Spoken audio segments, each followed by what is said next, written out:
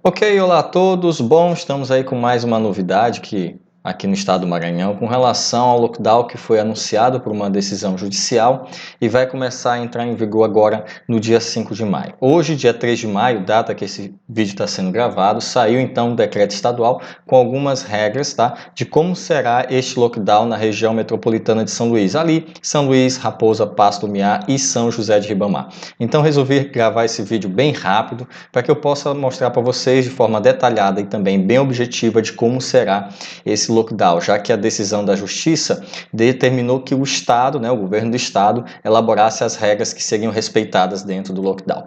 Então temos daí o decreto 35784, agora de 3 de maio de 2020, com as regras referentes ao lockdown na região metropolitana da Ilha de São Luís ou na Ilha do Maranhão. São Luís, São José de Ribamar, Pasto do Miá e Raposa, no combate aí em virtude da pandemia que está se alastrando e das condições nas redes hospitalares, tanto pública como privada. Então, vamos passar e pular essa parte de considerando, que são só questões de conceito, e também obedecendo a uma decisão judicial, e vamos para o que interessa, que são as determinações, tá? Bom, primeiro, no artigo 1º, fica mantido até o dia 20 de maio em todas as regiões de planejamento do Estado do Maranhão, com exceção da região da Ilha do Maranhão, tá, as disposições do seguinte decreto que já existia de 11 de abril de 2020. Então, o que ele está querendo dizer aqui é que esse decreto será para a região metropolitana. As demais regiões excluídas da região metropolitana, da região da Ilha de São Luís, vão continuar observando o decreto de 11 de abril de 2020. Este decreto é somente para São Luís, Pasto do Miá, São José de Ribamar e município da Raposa. Então, artigo 2º, ficam suspensas até o dia 31 de maio de 2020 as aulas presenciais. De onde? Nas unidades de ensino da rede estadual, educação, Instituto Estadual de Educação, Ciência e Tecnologia do Maranhão, IEMA, Universidade Estadual do Maranhão e Universidade Estadual da Região Tocantins do Maranhão, EMASul. E também nas instituições de ensino, nas redes municipais e nas escolas e instituições de ensino superior da rede privada localizada no estado do Maranhão. Então, o decreto acaba também pegando novamente as instituições privadas, principalmente as do ensino superior. E o artigo 3º diz, para os municípios que integram a região da Ilha do Maranhão, aí ele nomeia de novo São Luís, São José de Ribamar, Pasto do Miá e Raposa, em face do cumprimento da decisão, aqui o governador cita a decisão da Vara de Interesses Difusos e Coletivos, inclusive está aparecendo um card aí no seu vídeo que eu vou colocar com acesso ao vídeo anterior, para você ver como foi essa decisão. Eu também no vídeo anterior trago na íntegra a decisão do juiz da Vara de Interesses Difusos e Coletivos. Então ele faz citação de que para os municípios, o que vai ser vedado? É vedada qualquer aglomeração de pessoas em local público ou privado em face de realização de eventos como shows, congressos, plenários, torneios, jogos, apresentações teatrais, sessões de cinema, festas em casas noturnas e similares. Em todos os locais públicos e de uso coletivo, ainda que privado, cujo funcionamento seja autorizado na forma deste decreto, é obrigatório o uso de máscaras de proteção descartáveis, caseiras ou reutilizáveis. Abriu aí para as máscaras que estão ganhando mercado, que são as máscaras caseiras, manufaturadas, ou reutilizáveis, conforme o decreto 35746, o decreto de abril que já tinha sido editado. Somente serão permitidas as seguintes atividades. Aqui ele coloca um rol de atividades que serão permitidas, aí ele tida como atividades essenciais. Aí ele cita produção e comercialização de alimentos, produtos de limpeza e de higiene pessoal em supermercados, mercados, feiras, quitandas e estabelecimentos, serviços de entrega, delivery e retirada do estabelecimento mantidos por restaurantes, lanchonetes e congêneros.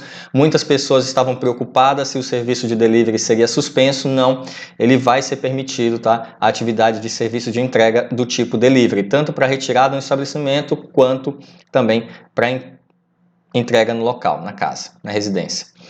Assistência médica hospitalar, exemplo de hospitais, clínicas, laboratórios e demais estabelecimentos de saúde, distribuição e comercialização de medicamentos de material médico hospitalar, serviços relativos ao tratamento e abastecimento de água, bem como serviços de captação, tratamento, esgoto e lixo, serviços relativos à geração, transmissão, distribuição, comercialização de energia elétrica, gás e combustíveis, assim como fornecimento de suprimentos para a manutenção e funcionamento das centrais geradoras dos serviços elencados tá? Na linha F.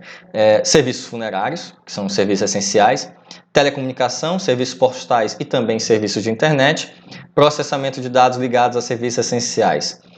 Também vai continuar sendo mantida em funcionamento segurança privada, serviço de manutenção, segurança e conservação, cuidado, limpeza em ambientes privados de qualquer natureza, abrangendo empresas residenciais, condomínios e entidades associativas e similares. Então, segurança privada e serviço de manutenção também vai continuar sendo permitido. Serviço de comunicação social, fiscalização ambiental de defesa do consumidor, fiscalização sobre alimentos e produtos de origem animal e vegetal, locais de apoio para o trabalho dos caminhoneiros, né? A exemplo de restaurantes e pontos de parada e descanso durante as rodovias, né? Que são aqueles restaurantes que servem e também hospedarias para os caminhoneiros vão continuar funcionando. Distribuição e comercialização de álcool em gel, muito importante isso, bem como serviço de lavanderia. Clínicas, consultórios e hospitais veterinários para consultas e procedimentos de urgência e emergência. Borracharias, oficinas e serviços de manutenção e reparação de veículos. Atividades internas das instituições de ensino, visando a preparação de aulas para a transmissão via internet. Então, não vai ter aula para os alunos presenciais, mas a instituição pode manter o funcionamento desde que voltado para a transmissão via internet das atividades. E também atividades internas de escritório, contabilidade, advocacia, vedado qualquer tipo de atendimento presencial. Então, vejam que será vedado em escritórios de advocacia, escritórios de contabilidade, qualquer tipo de atendimento presencial, mesmo que com hora marcada, que seja somente aquela pessoa, está vedado. Fica permitido o funcionamento do aeroporto São Luís, das ferrovias para transporte de cargas, e porto também fica funcionando, bem como das empresas que prestam serviços a um desses três. Fica determinada a suspensão de todas as obras públicas e privadas, vai suspender todas as obras públicas e privadas, salvo as relativas à área de saúde, segurança pública, sistema penitenciário e saneamento básico. Somente poderão funcionar indústrias que atuem em turnos ininterruptos e as que atuem no setor de alimentos, bebidas, higiene e limpeza. Tá? E aí ele joga ali para os municípios também algumas determinações. Caberá aos municípios da Ilha do Maranhão, aí vai depender da Prefeitura de São Luís, de São José de Ibamar, Passo do Miá e Raposa, dispor sobre algumas regras. Aos municípios, que eu citei, eles vão dispor sobre regras de redução de circulação de pessoas, de higiene e distanciamento social em feiras e mercados, tá? Feiras municipais e mercados municipais. Restrição à circulação de veículos particulares em vias sob jurisdição municipal, aí cabe à Secretaria Municipal de Trânsito. Essas regras de restrição. Proibição de estacionamento em veículos em área de lazer ou comércios considerados não essenciais. Cabe aos municípios barreiras de controle e fiscalização nas vias, que são dos municipais, jurisdição municipal. Redução dos pontos de parada de ônibus e diminuição do itinerário de transporte coletivo. Aí que vai ter um pouco de impacto, tá? Porque, pelo que diz o decreto, os municípios poderão reduzir tanto a quantidade de paradas, como também a quantidade de frota. E também pode retirar paradas, pontos de paradas em áreas de comércio considerados não essenciais. Tá? Somente serão admitidas entrada e saída na Ilha de Maranhão, na ilha, ambulâncias, viaturas policiais, profissionais da área de saúde em deslocamento exclusivamente para desempenhar suas atividades, devidamente comprovado, veículos destinados ao transporte de pacientes que realizam ou irão realizar tratamento de saúde fora, caminhões, veículos a serviço das atividades essenciais elencadas naquelas atividades que eu citei lá acima, tá? Você pode voltar ao vídeo, são as do artigo 3º. E fica reduzido a 4 o número de trajetos diários de transporte aquaviário intermunicipal, o famoso ferryboat, que nós temos aqui na região da Ilha de São Luís, vai ficar reduzido a 4 viagens. Então você que costuma viajar de ferryboat ou exercer sua atividade essencial, tome muito cuidado porque as viagens serão reduzidas. E detalhe, vão ficar as viagens, tá, do ferryboat, serão 2 rotas, São Luís-Cujupe, e 2 rotas Cujupe-São Luís, tá? Não vão ser 4 ida e 4 volta, 2 ida e 2 voltas, as quais se destinam exclusivamente ambulância, porque no ferryboat tem um sistema de prioridade de transporte, então ambulâncias, profissionais da saúde em deslocamento, veículos destinados ao transporte de pacientes de tratamento que fazem tratamento ou em São Luís ou em outro município, viaturas policiais, caminhões, e veículos a serviço das atividades essenciais. Então, muito importante você que trabalha com caminhão, é caminhoneiro ou profissional da saúde e trabalha utilizando o ferryboat para fazer a sua travessia, muito cuidado que as viagens serão reduzidas, tá? Serão somente 4, mas 2 ida e 2 de retorno, ok? Fica permitido o trânsito de veículos da Federação dos Municípios, a FAMEM, tá? Como das prefeituras municipais destinado ao transporte de insumos de saúde, mediante uma declaração assinada pelo presidente da FAMEM. Fica determinada a suspensão do trânsito nas MAs 201, 202, 203 e 204, que são as que ligam justamente esses municípios, São Luís, Raposa, Passo do Miá, São João de Mamá, entre outras, a não ser para ambulâncias, viaturas policiais, profissionais da saúde, veículos ao transporte de paciente que realizam tratamento de saúde fora do domicílio ou veículos particulares, caminhões e veículos a serviço de atividades essenciais, como já citamos acima, né? Insumos, alimentos, higiene, etc. Bancos, lotéricas e demais correspondentes bancários deverão observar todos os protocolos de segurança fixados pelas autoridades sanitárias, abrangendo distância de segurança entre as pessoas, tá? Organizando filas quando houver, inclusive com a marcação no solo, ou adoção de balizadores a fim de que sejam evitadas aglomerações. Uso de equipamento de proteção individual pelos funcionários, podendo ser máscara de proteção, laváveis ou descartáveis, higienização frequente da superfície, disponibilização aos funcionários e aos clientes de álcool em gel ou água e sabão. Então, os bancos e agências lotéricas deverão observar essas determinações. São permitidos o funcionamento dos serviços e o desenvolvimento das atividades, tá? Dos incisos 3 e também 12, ainda que eventualmente localizada em shopping center. Então, o restaurante, a farmácia vai permitir o funcionamento, mesmo que ela funcione dentro de um shopping, mas as demais lojas ficarão fechadas, como já está acontecendo. Em todos os estabelecimentos que se mantiverem abertos, impõe-se a observância de todos os protocolos de segurança que vão ser fixados pela vigilância sanitária, álcool em gel, higienização, distância mínima, ok? Os protocolos de segurança constantes no anexo de um decreto, eu vou mostrar esse anexo para vocês, aplicam-se aos centros de teleatendimento, serviços médicos hospitalares, farmacêuticos, laboratoriais, clínicas e demais serviços de saúde, tá?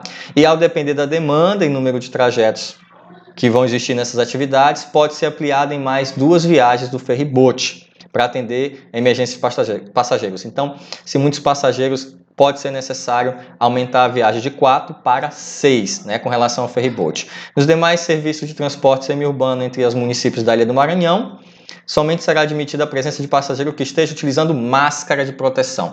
Então, a partir de agora, a partir de terça-feira, na verdade, dia 5 de maio, será proibido o trânsito de passageiros sem máscara dentro do transporte coletivo, sendo vedado também transporte de passageiro em pé. Então, quando alcançar ali a lotação dos passageiros sentados, não será mais permitido passageiros em pé, tá? Aí coloca em todas as regiões de planejamento do Estado do Maranhão até o dia 20 de maio, que são os 10 dias, na verdade ele está botando aí 15 dias, né? Porque a partir do dia 5 era 10 dias, está botando para 15 dias, até o dia 20 de maio. Muita atenção para isso. O funcionamento de órgãos e entidades vinculados ao Poder Executivo seguirá, tá? O funcionamento que já estava tendo no decreto anterior, permanecerá com os horários. Ficam suspensos os prazos processuais em geral e ao acesso aos atos físicos do processo administrativo com tramitação no âmbito do Poder Executivo. Creio eu que o Poder Judiciário também deve entrar com alguma determinação. Visando reduzir o deslocamento à delegacia de polícia e evitar aglomerações de pessoas, a Polícia Militar do Estado do Maranhão fica autorizada a lavrar TCOs, famosos termos circunstanciados de ocorrência, que serão encaminhados ao Poder Judiciário. Então vai ser tudo online. Havendo descumprimento das medidas estabelecidas neste decreto que eu li na íntegra para vocês, as autoridades competentes devem apurar a prática das infrações administrativas previstas. Então, quem desrespeitar vai sofrer penalidades.